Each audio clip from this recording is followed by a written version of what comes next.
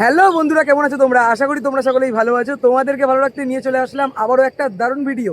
এই মুহূর্তে আমি রয়েছি আগরপাড়াতে। আজকে আমার গন্তব্য কোন্নগরের শকুন্তলা কালীবাড়ি।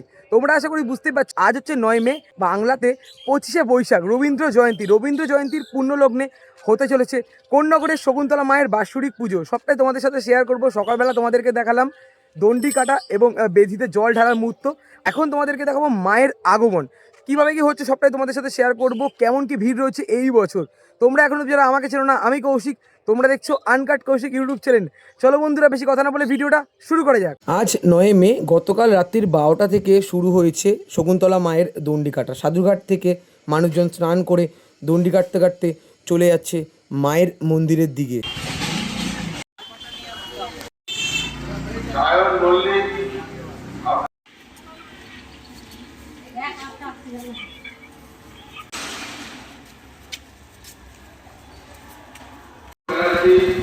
সুদীপ চক্রবর্তী, অভিষেক পান্ডা, উপানন্দ দাস, অসিত ঘোষ, বিকাশ দাস।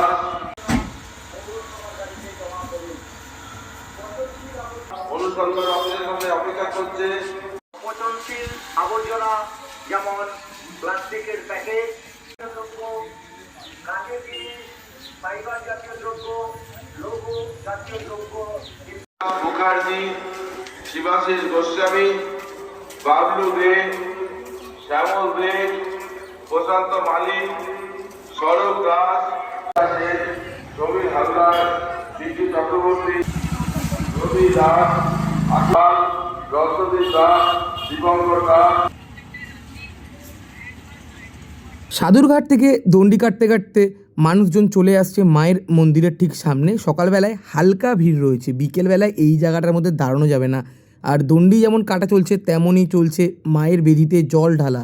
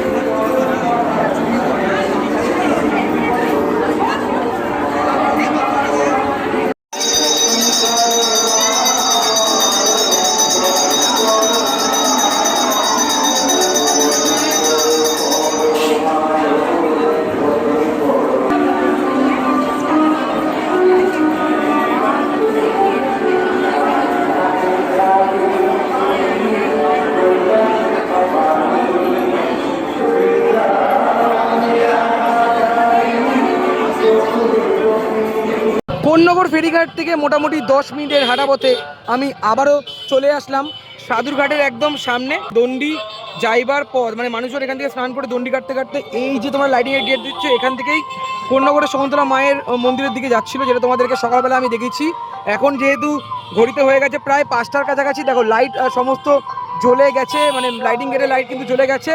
এখান থেকে আমরা আস্তে আস্তে করে ভেতরের দিকে প্রবেশ করছি এবং তোমাদের সম্পূর্ণটা শেয়ার করছি। এই লাইটিংয়ের গেট, এই লাইটিংয়ের গেট থেকে আমরা আস্তে আস্তে করে ভেতরের দিকে প্রবেশ করলাম। এখানে যেমন রয়েছে মনসাতলা বারোয়ারির 174তম বর্ষের বড় মা, আর বড় মা সেজে উঠছেন ধীরে ধীরে, যেটা তোমাদেরকেও আশা করি দেখাতে পারছি। বাইরে থেকে যতটা সম্ভব তোমাদেরকে দেখানোর চেষ্টা করছি।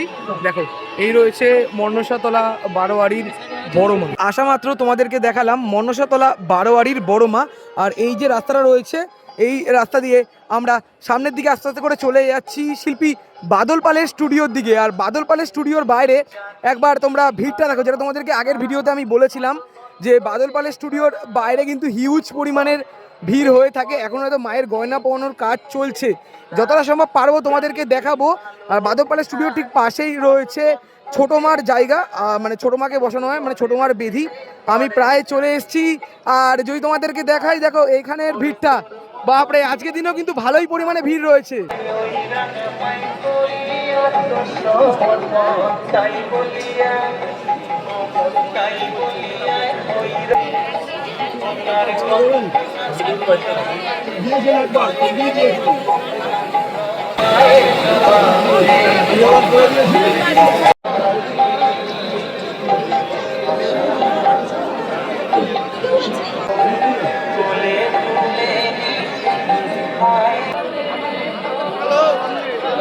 চলো চলো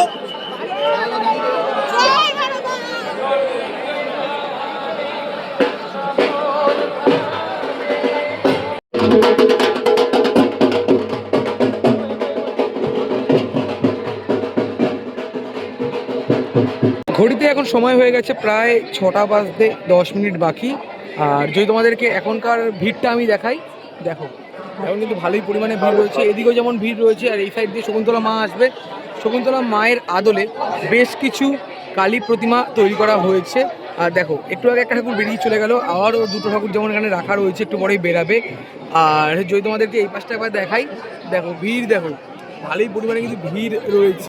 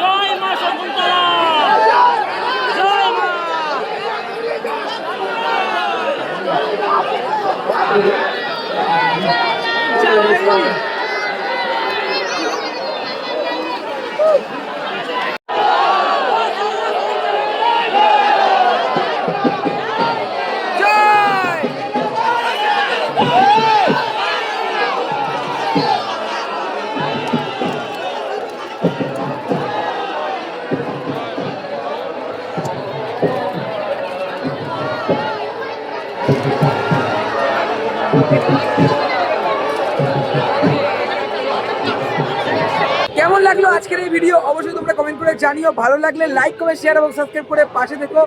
আজ মায়ের বাঁশুরি পুজো, মা চলে গেলেন মণ্ডপের পথে, তোমাদের সমস্তটা দেখালাম। মায়ের সাথে সাথে আরো অনেক ঠাকুর তৈরি করা হয়েছে, সবটাই তোমাদের সাথে শেয়ার করলাম। ভালো লাগলে অবশ্যই লাইক কমেন্ট শেয়ার এবং সাবস্ক্রাইব করে পাশে দেখো। দেখা হচ্ছে এরকমই কোনো ভালো ভিডিওর সাথে, ততক্ষণের জন্য টাটা।